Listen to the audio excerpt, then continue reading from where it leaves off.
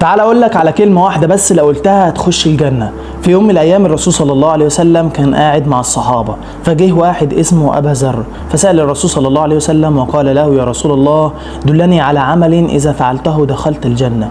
فالرسول صلى الله عليه وسلم قال له: قل لا اله الا الله. فسيدنا ابا ذر استغرب وقال له: يا رسول الله دلني على عمل يدخلني الجنة. فابا ذر مفكر ان هو هيقول له جاهد او هيقول له بر الوالدين او هيقول له قاتل في سبيل الله او اي حاجه.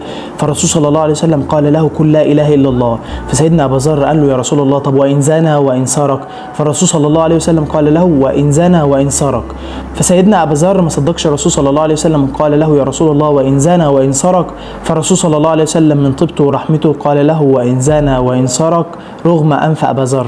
فالرسول صلى الله عليه وسلم كان بيقول: يؤتى بالعبد يوم القيامة فتوضع سيئاته في كفة وحسناته في كفة فتطب بكفة السيئات، يعني السيئات أكتر من الحسنات، فهو كده المفروض يروح النار. فربنا سبحانه وتعالى يسأل العبد: يا عبدي هل ظلمك كتبتي؟ يعني الملائكة اللي بتكتب السيئات والحسنات ظلموك في حاجة؟ فالعبد يقول له: لا يا رب لم يظلموني. فربنا سبحانه وتعالى يقول له: يا عبدي هل لك حسنة عملتها ولم يحصوها لك؟ فالعبد يقول له: لا يا ربي.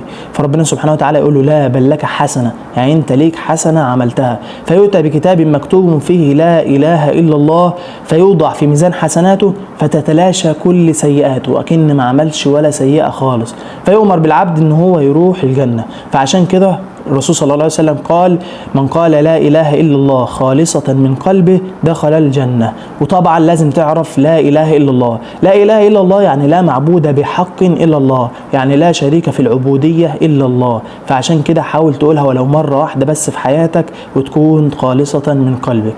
بس كده، ما تنساش تصلي على النبي وتذكر غيرك. سلام.